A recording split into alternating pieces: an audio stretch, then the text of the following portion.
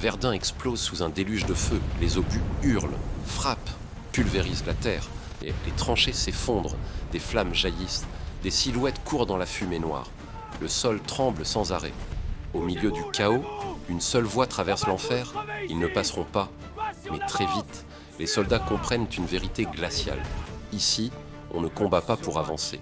On combat pour ne pas mourir. Un nouveau tonnerre déchire le ciel. Les bombardiers plongent, les sirènes hurlent, les explosions dévorent les villes, les chars avancent sans ralentir, écrasant tout sur leur passage. Sur les routes, des millions de civils fuient dans une marée de panique. Les familles courent, abandonnent leurs biens, se retournent une dernière fois. La France s'effondre sous leurs yeux, puis la guerre disparaît, pour renaître dans l'ombre. Des pas résonnent dans la nuit, des explosions soudaines, des sabotages éclairs, des poursuites brutales. Des hommes et des femmes traqués frappent puis s'évanouissent dans l'obscurité.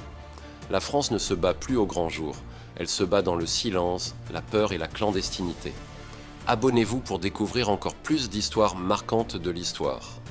La terre tremble, encore, et encore, et encore.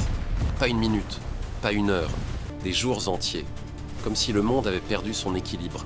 Imagine une nuit où tu ne peux pas dormir, parce que le sol vibre sous ton corps. Une nuit où l'air lui-même gronde. À Verdun, en 1916, ce n'est pas une image, c'est la réalité. Le ciel disparaît. Il n'y a plus de bleu, plus d'horizon. Seulement une voûte de fumée, de poussière, de feu. Et au-dessus, un bruit continu monstrueux qui avale tout. Les obus arrivent avant même qu'on ait le temps de les entendre. Ils sifflent, ils frappent, ils éclatent. Ils pulvérisent la terre, ils déchirent les arbres comme du papier. Ils ouvrent des cratères si grands qu'on pourrait y engloutir une maison. Et chaque cratère devient un piège, un trou rempli d'eau, de boue, parfois de corps, parfois d'hommes vivants, coincés dessous, qui frappent la terre avec leurs mains jusqu'à ce que le son disparaisse. La question, dès les premières secondes, n'est pas qui va gagner. La question est plus simple, plus brutale.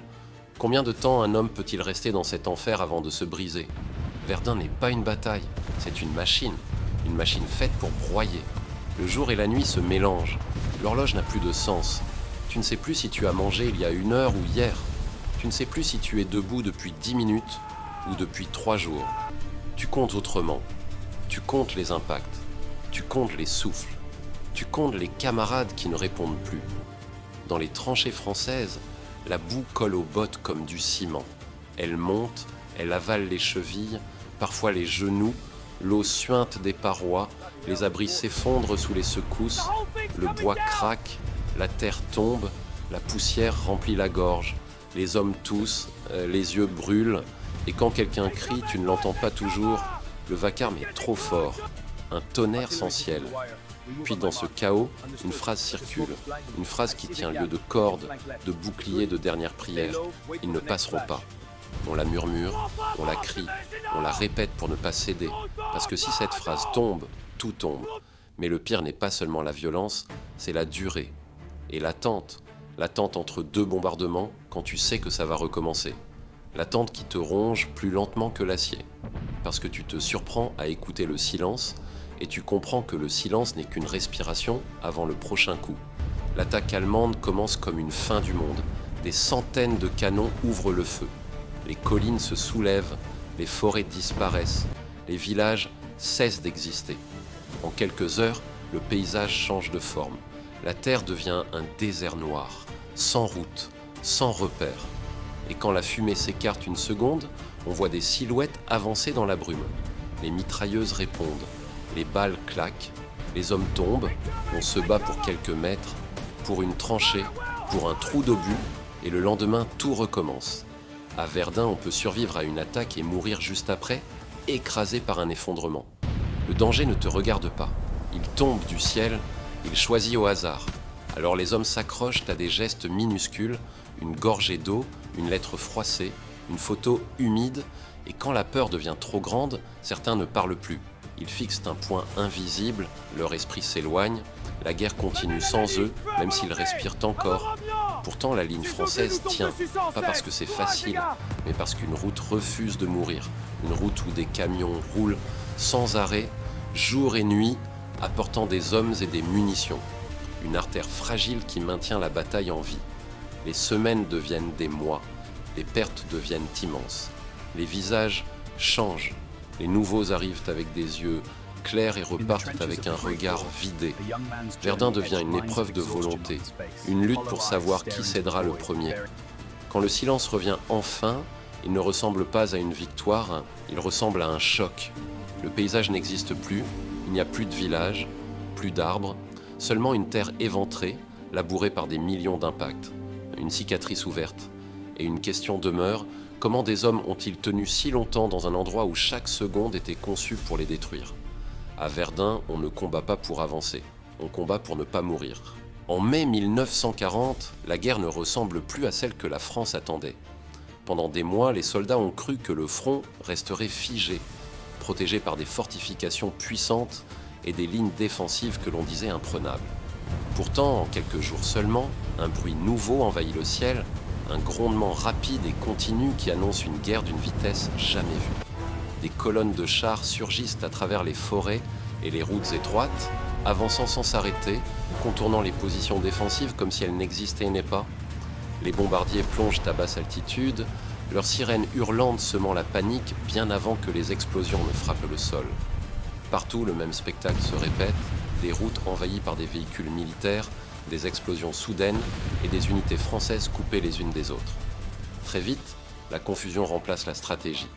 Les lignes de communication se brisent, les ordres n'arrivent plus et des régiments entiers se retrouvent isolés, incapables de comprendre où se trouve l'ennemi.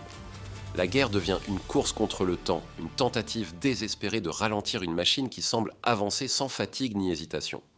Dans les villes, la guerre prend un autre visage.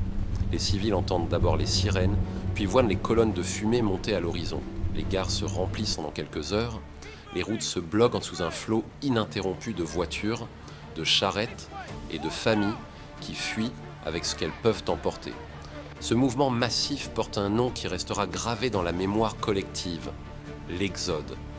Des millions de personnes quittent leur maison presque dans le même temps, formant une marée humaine qui s'étire sur des kilomètres. Sur les routes, les enfants marchent aux côtés des adultes épuisés, les valises tombent, les véhicules tombent en panne, et le bruit lointain des bombardements rappelle que le danger continue d'avancer. Au-dessus d'eux, les avions apparaissent parfois sans prévenir, traversant le ciel à grande vitesse avant de plonger vers les colonnes de réfugiés. Les explosions éclatent au milieu des routes encombrées, créant des scènes de panique où chacun cherche un abri qui n'existe pas. Ce n'est plus seulement une bataille militaire, c'est une fuite généralisée où une nation entière semble reculer. Pendant ce temps, les unités françaises tentent de tenir des positions improvisées. Des soldats creusent à la hâte, installant des mitrailleuses, attendent l'arrivée d'un ennemi qu'ils savent déjà plus rapide qu'eux. Les combats sont violents mais courts, car les lignes sont rapidement contournées, laissant les défenseurs isolés dans un paysage qui change trop vite. La vitesse de l'offensive devient l'arme la plus redoutable. Chaque jour, les cartes doivent être redessinées, chaque nuit apporte la nouvelle d'une ville tombée, d'une route coupée, d'un front qui n'existe déjà plus. La guerre ne progresse pas lentement comme auparavant. Elle déferle comme une tempête impossible à arrêter. À mesure que les troupes ennemies approchent de Paris, un sentiment irréel s'installe. Les rues restent calmes par moments, mais au loin, des colonnes de fumée rappellent en nous que le front se rapproche. Et les habitants observent les convois militaires traverser la ville, conscients que quelque chose d'historique et de terrifiant est en train de se produire. Puis vient le moment où la réalité devient impossible à ignorer. La capitale se vide, les autorités quittent leurs bâtiments et les routes autour de la ville se remplissent de véhicules qui partent vers le sud. Ce n'est plus une retraite ordonnée, c'est une fuite silencieuse, marquée par la fatigue, l'incertitude et la peur de ce qui va suivre. En quelques semaines seulement, une puissance militaire considérée comme l'une des plus solides d'Europe s'effondre. Ce choc dépasse la simple défaite militaire, il frappe l'esprit d'un pays entier. L'idée même de sécurité disparaît, remplacée par une question qui hantera longtemps les survivants. Comment une nation peut-elle s'écrouler si vite face à une guerre aussi brutale et aussi rapide? La guerre revient en France comme un orage qui n'a jamais vraiment cessé de gronder. Dans le ciel, un grondement profond annonce l'arrivée de centaines d'avions alliés qui traversent les nuages en formation serrée, leurs silhouettes couvrant la lumière du soleil. Puis soudain, les bombardements commencent, frappant les positions ennemies avec une violence qui fait trembler la terre entière. Sur les plages, dans les campagnes et autour des villes occupées, les combats éclatent presque en même temps. Des colonnes de chars avancent dans la fumée, leurs moteurs rugissant tandis que les obus explosent autour d'eux. Les soldats progressent, maison par maison, rue par rue, affrontant un ennemi retranché qui se bat avec la détermination du désespoir. Chaque mètre gagné semble coûter des vies. Chaque carrefour devient un champ de bataille. Dans certaines villes, les combats prennent une intensité encore plus brutale. Les tirs résonnent entre les murs, les explosions projettent des nuages de poussière et les silhouettes courent d'un abri à l'autre. Les civils observent depuis les fenêtres brisées, conscients qu'ils assistent à un moment historique où la peur se mélange à l'espoir. Car malgré le chaos, une certitude grandit. La libération approche.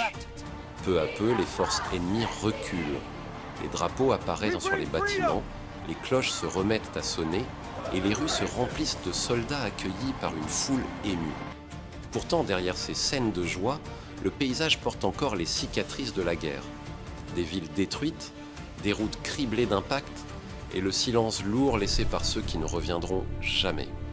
Ainsi se termine l'une des périodes les plus violentes de l'histoire moderne, non par un instant de triomphe absolu, mais par un mélange de soulagement, de fatigue et de mémoire. Car même lorsque les armes se taisent, les échos de la guerre continuent de résonner longtemps dans les esprits, rappelant le prix immense payé pour retrouver la liberté. Abonnez-vous pour découvrir encore plus d'histoires marquantes de l'histoire.